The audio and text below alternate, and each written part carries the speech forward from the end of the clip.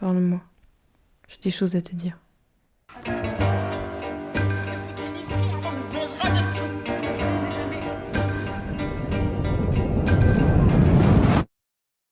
S'il fallait commencer quelque part, ça serait probablement par là. Aujourd'hui, on estime que près d'une femme sur 3 a déjà été victime de violences physiques, verbales ou sexuelles. En France, c'est 20 000 femmes violentées dans leur couple, 113 décès dus aux violences conjugales, 80 000 femmes victimes de viol ou tentatives de viol. C'est drôle, mais ça m'avait toujours agacée. Cette absence de preuve de la violence que mon corps avait subie. Ces voix que l'on ignore, que l'on fait taire. Mon histoire, c'est celle de tellement d'autres. Alors, quand j'avais 14 ans, je suis partie en colonie de vacances avec d'autres jeunes de mon âge. Et dans l'avion, j'ai subi des attouchements sexuels par un garçon qui en avait 17.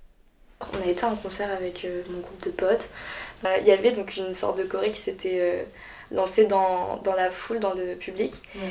Et à la fin du concert, tout le monde se baisse. Et au moment de remonter, en fait, je viens donc taper dans mes mains pour applaudir l'artiste, quoi. Et donc il y a cet homme que j'avais remarqué dès le début parce que je trouvais vraiment qu'il dégageait une énergie hyper malveillante et je l'ai clairement pas vu venir, quoi. Je me suis donc levée pour taper des mains et en fait il en a profité pour passer sa main sous mon bras et donc m'attraper le sein. La minute d'après, il a été voir ses potes et sa femme, parce qu'il y avait sa femme aussi. Et il a dit les gars, j'ai touché une gamine. Et il était super fier et sa femme rigolait, ses potes rigolaient. Mais vraiment un groupe de tarés, vraiment. J'aimerais te remercier de me donner la parole pour la première fois de ma vie. Mon souvenir avant mes 8 ans, je n'en ai aucun. Lors d'un goûter, j'étais encore avec ma tartine de pain. Mon oncle m'a demandé de le suivre dans une chambre. Il m'a allongé sur le lit et a essayé de me pénétrer. Je parle crûment, mais... Il se frottait sur moi et réessayait à nouveau. Mais c'était très très douloureux. Et un peu plus la peur de voir les autres arriver. Il s'est arrêté, mais me cherchait tout le temps, tout le temps, tout le temps. Un jour, ma grand-mère m'a demandé d'aller lui chercher un mouchoir. J'y suis allée, mais je ne trouvais pas ce mouchoir. Alors elle a demandé à mon oncle de venir m'aider. Moi, je ne savais pas que c'était lui qui allait arriver. Il m'a poussé dans une armoire, que je revois encore, malgré mon âge, et il m'a mis accroupi et il m'a demandé une fellation. Parce que lorsqu'on parle d'une pénétration, soit dans la bouche ou peu importe l'endroit, ça s'appelle un viol. J'ai vécu ça jusqu'à mes 15 ans. Il m'avait violée, ça j'en avais conscience, je savais ce que c'était, mais je savais pas quoi en faire en fait. Pendant les vacances d'été, entre la 5e et la 4e, je suis invitée à ma première fête. Il n'y a que 6 ou 8 personnes et c'était que des garçons. Et je buvais pas, je fumais pas et j'étais bien étrangère à toutes ces pratiques-là, donc en fait j'étais vraiment le petit poussin là qui arrive autour des crocodiles en fait. Et en fait la suite de la soirée, je peux pas te la raconter parce que je me rappelle pas. À mes 15 ans, j'étais apprenti dans un magasin. Il y a un représentant qui est arrivé, donc la patronne m'a demandé de gérer un peu le magasin, de m'occuper des clientes. Et puis elle m'a dit, eh ben, allez donc dans les réserves chercher des pelotes de laine. J'ai ouvert vite fait la réserve. Et puis j'ai entendu l'ascenseur. Je me suis dit, c'est bizarre que quelqu'un... Et c'était le représentant qui m'avait suivi. Et puis il s'est approché de moi pour justement me toucher, me faire des choses qu'il n'aurait pas dû faire. Et à ce moment-là, comme je refusais, il a levé un couteau avec lequel j'ouvrais les cartons et s'est pratiquement jeté sur moi. J'ai réussi à passer par en dessous de façon à grimper l'escalier. Je ne sais pas comment je m'en suis sortie. Et lui, il s'était défendu puisqu'il était déjà allé au commissariat pour dire que j'étais une vicieuse, que j'étais... alors que pas du tout, du tout. Mon oncle disait la même chose. De toute façon, il disait à ma maman, fais attention à elle parce que c'est quand même une vicieuse, elle me cherche. À 8 ans, je ne le cherchais pas du tout. Une première fois, j'ai pu réagir, lui dire non, repousser sa main, mais il est revenu une seconde fois. Et juste ce qu'on appelle l'effet de sidération. Donc en fait, c'est un phénomène assez récurrent chez les victimes où en fait, c'est comme si on vivait la chose d'un point de vue extérieur. Donc on est incapable de bouger, on est incapable de parler. Je suis plus dans mon corps, en fait. Bah, vraiment, à ce moment-là, j'ai eu aucune réaction. Je crois qu'aucune émotion a traversé mon corps. Je l'ai vraiment regardé comme ça. Et je me suis dit, mais qu'est-ce qu'il vient de faire? Et là où moi je reprends conscience, en fait, et c'est la partie finalement qui m'a hantée et qui va me hanter toute ma vie, parce qu'il y a de nombreuses interrogations derrière. J'ai plus mon bar et il y a un des garçons qui est sur moi. Je sens que j'ai très très mal et j'essaie de me débattre, mais là je sens que mon corps il répond pas en fait. Je suis soumise quoi à cause de la drogue et de l'alcool en fait. Et là j'essaye de le repousser en fait, je me rappelle que je dis non, je veux pas, non, et que je le pousse de toutes mes forces. J'en ai pas beaucoup, et puis là il m'attrape les poignets, il me les met au-dessus de la tête et il me maintient et je retombe dans les pommes. C'est fou, hein? Plus de 20 ans après, ça fait cet effet-là. C'est dingue. Je retombe dans les pommes et quand je me réveille, là, je suis toute seule sur ce canapé. Je vois mes fringues par terre, je vois du sang sur le canapé. J'ai du sang à l'entrejambe, j'ai très mal. Quand on vit ça, on n'a plus envie d'exister, quoi. On a envie de disparaître. Donc de mourir d'une certaine façon. Et pourtant, beaucoup de victimes ne porteront jamais plainte. Environ 90% d'entre elles. Moi, à cette époque-là, j'ai même pas eu l'idée, ça m'a jamais traversé l'esprit d'aller porter plainte. Toutes celles qui ont des preuves, limite des aveux, elles obtiennent quoi en face? Une condamnation modique, du sursis, pour la plupart même pas de dédommagement. Je vais porter plainte avec quoi? J'ai rien, j'ai pas de fait matériel. J'ai rien. C'est ma parole contre la sienne. Donc aujourd'hui, on a bien conscience de ce qu'elle vaut, la parole des victimes. Et j'ai fini par parler, car je n'en pouvais plus. Je pouvais plus, j'étais pas bien du tout dans ma tête. Et maman en a parlé à sa maman, à ma grand-mère. Et elle, celle-ci m'a dit, surtout ma petite fille, tu n'en parles jamais, il faut sauver l'honneur de la famille.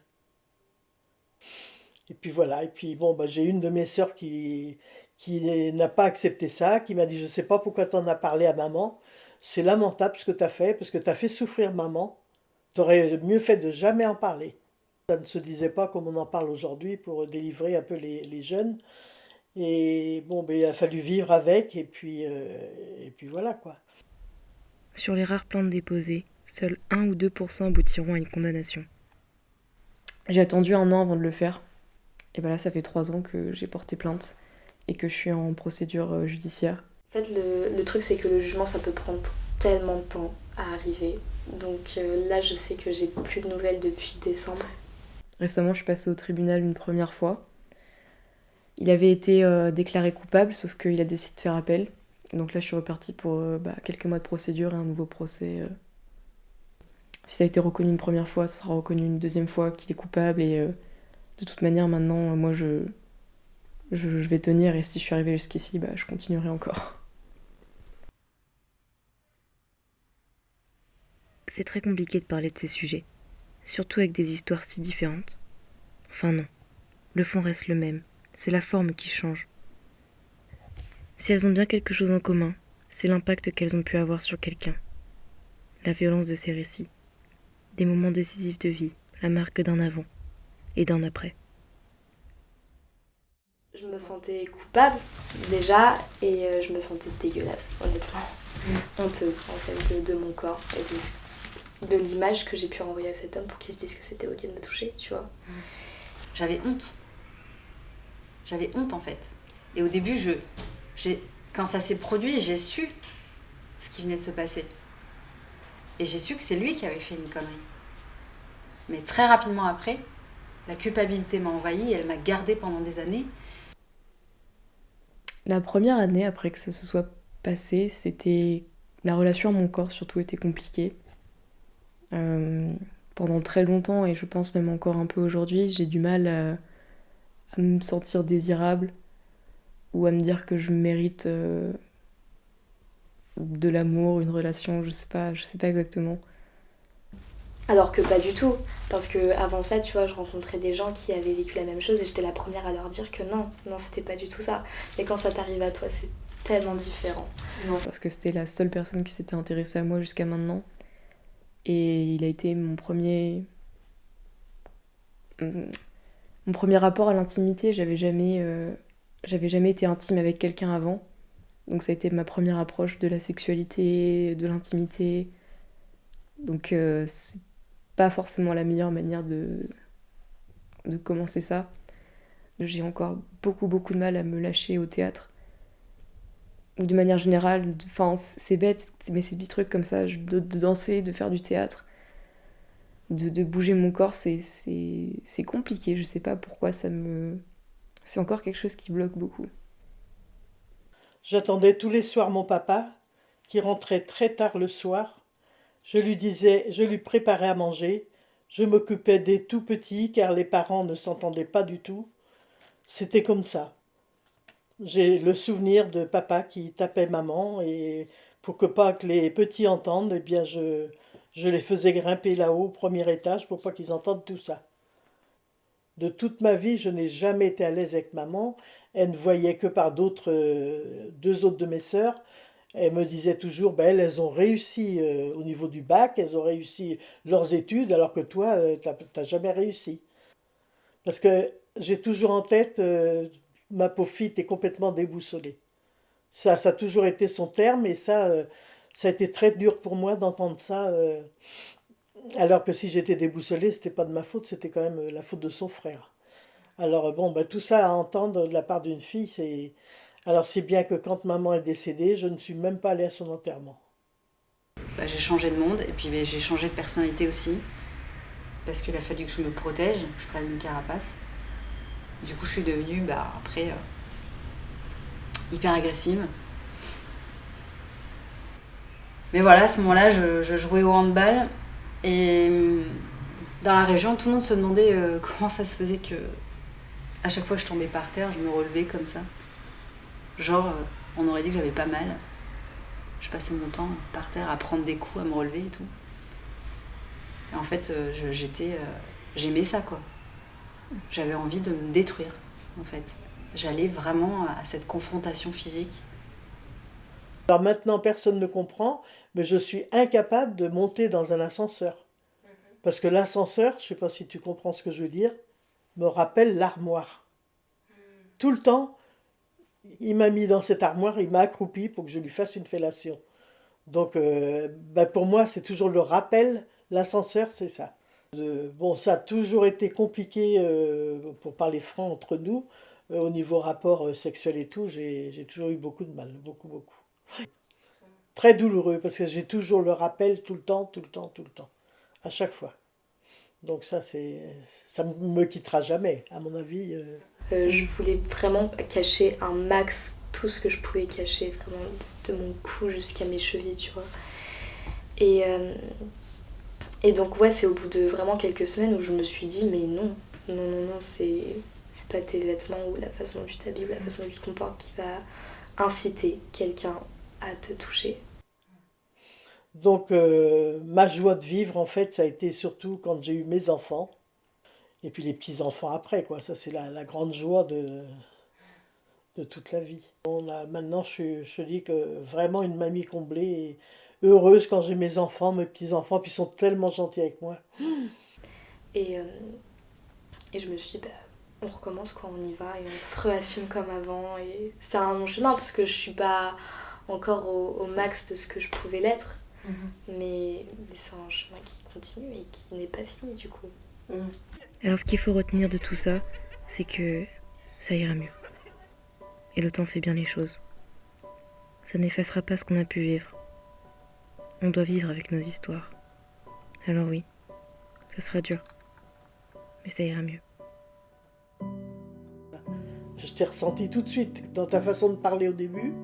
J'ai dit, oh là, je sens que je vais pouvoir me libérer. Donc se libérer à 79 ans, faut le faire. Hein. Ça, j'en ai les larmes aux yeux. Il n'y a pas de doute, à la suite de ça, il y a un chemin qui s'est produit. J'ai commencé à faire ce qu'on appelle aujourd'hui la résilience. Je ne connaissais pas du tout ce terme à l'époque. Mais j'ai commencé à me construire pour effectivement choisir ma voie future en fait. Me dire, voilà, est-ce que je veux rester dans ce mécanisme-là ou de victime, voilà, même si je voulais pas l'avouer, ou alors est-ce que je me mets à construire malgré tout mon propre chemin et y mettre dessus ce que je veux en fait et ne pas le laisser gagner. C'était ça. En fait, il a mis beaucoup de choses en moi qui m'appartiennent pas. Enfin, toute cette colère que j'ai pu avoir, cette tristesse, elle m'appartenait pas en fait. C'est lui qui l'a mise en moi avec ce qu'il m'a fait. Et c'est pas à moi de porter ça. C'est horrible de dire que c'est les victimes qui portent le poids de ces actes en fait. Donc ouais, lui dire que maintenant moi je me sens plus coupable, je vais continuer ma vie et que ça y est, je me suis quand même libérée de pas mal d'angoisse par rapport à ça. Ouais. Et que c'est encore en chemin en cours et comme je dis dans le documentaire, c'est que ça fait pas tout. Tu vois, on vit tout le temps avec. Il n'y a pas un jour où je serai guérie de ça. Où ça disparaîtra et ça fera plus partie de moi. Non, ça fait partie de moi et c'est aussi ça la beauté de la vie, c'est que on se construit sur nos failles et on évolue avec et tout ce qu'on a vécu, ça forme la personne qu'on est aujourd'hui et je suis très fière de la personne que je suis aujourd'hui. Donc au final, j'ai pas de regrets. Ouais, c'est ça.